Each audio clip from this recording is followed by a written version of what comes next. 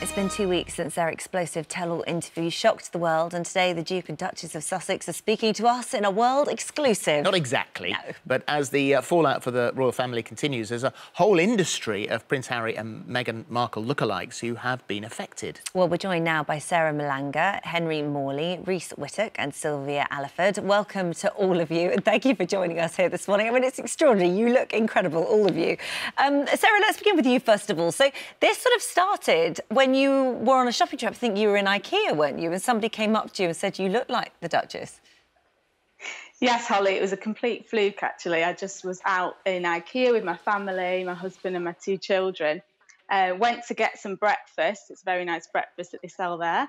And the lady just nearly dropped a plate, so she handed me the tray and said, "Oh, my gosh, you look identical to Meghan Markle." I didn't know who she was then. And so we went back, Googled it, and found out she was an actress in Suits, which I'm also an actress. So it was like, oh, that's cool. Well, then, obviously, you decided you were going to make some sort of a career out of this, to sort of sideline to your acting that you're already doing. And actually, it's quite lucrative. So once you saw that interview, did you notice a drop-off in work?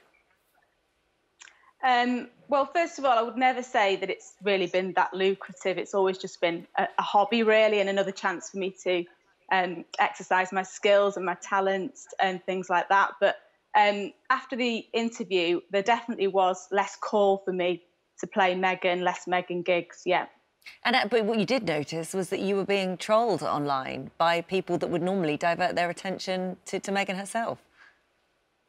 Unfortunately, yes, I was. I started a podcast actually a couple of weeks ago just to celebrate my resemblance to Meghan and the different similarities we have, and share a bit more about myself. And then just after the podcast, I started to get messages on my Instagram sort of saying, "She's just an attention seeker. Why are you playing her? I hate her.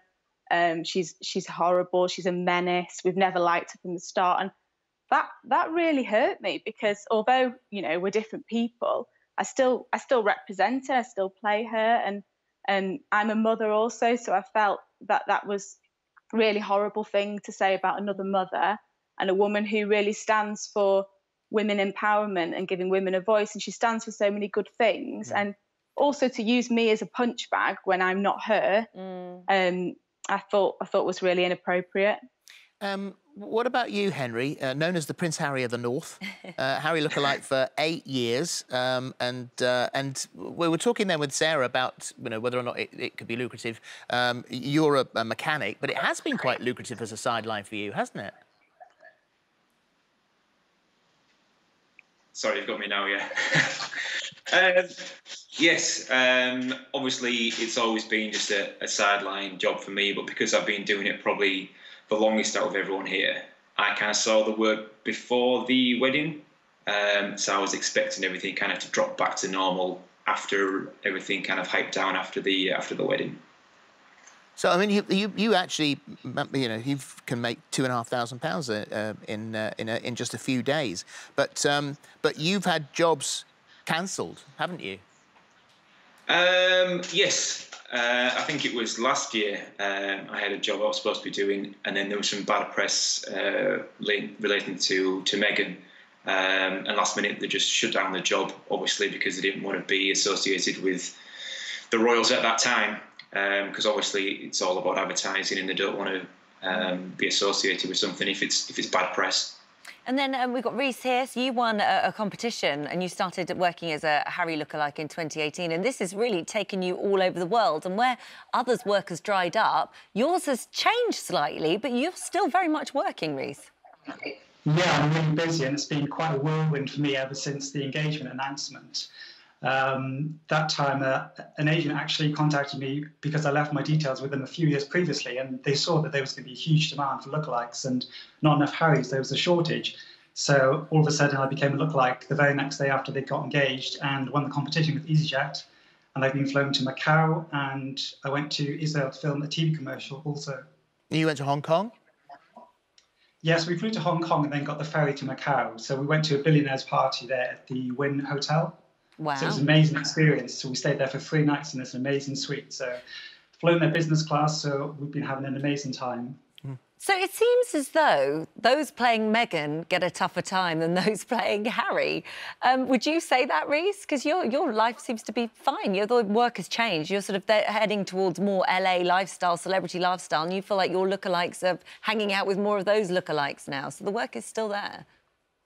Yeah, definitely. I think you're right that Meghan does get a harsher deal than Harry. But for me, later this week, I'm going to crash a Zoom call in the US to surprise somebody. And last week, I got booked for a private 40th birthday party in May 2022. And I'm also going to do a corporate event in June. I've got that booked in straight away for when the COVID restrictions are relaxed. So there's plenty to do, and I'm busy with cameo videos also to. Well, it's working very well for you. Your actual job is a property renovation, and Sylvia is a primary school teacher. And so, for you, Sylvia, what have you noticed? Have you noticed a change? We're saying that the Harrys seem to be doing okay. What about you? I think it's quite tricky though at this stage because of COVID. There hasn't been a lot of work, obviously, in offline, and so definitely there was a big call for work after the wedding, and then after their Megxit, there was a big call for work as well, because that was quite exciting, dramatic. But there has still been, I mean, Rhys and I have done quite a lot of gigs together, and it's still been, there's still been quite a lot of work. But as you said, I'm a primary school teacher, so that is my first and foremost job, and I can't always make all the events. But I haven't, thankfully, I haven't had, I mean, I've heard that Sarah had been trolled a little bit on her Instagram. I haven't suffered that quite, but I'm not quite on mine as much. Do you worry about stuff like that, Sylvia? Do you worry about that happening? Absolutely, yes. I think you always, when you take on a role like this, you're putting yourself out there, and you've got to accept the good with the bad.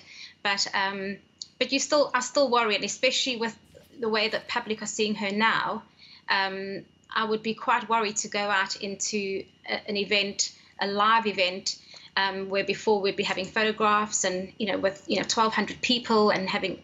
I would be quite nervous about the sort of feedback I'd get from them. Well, thank you all very much indeed for joining us today. I hope if you want it, then the business is there for you to go out and get it. Thanks, guys. Thank you very much. Thank you very much.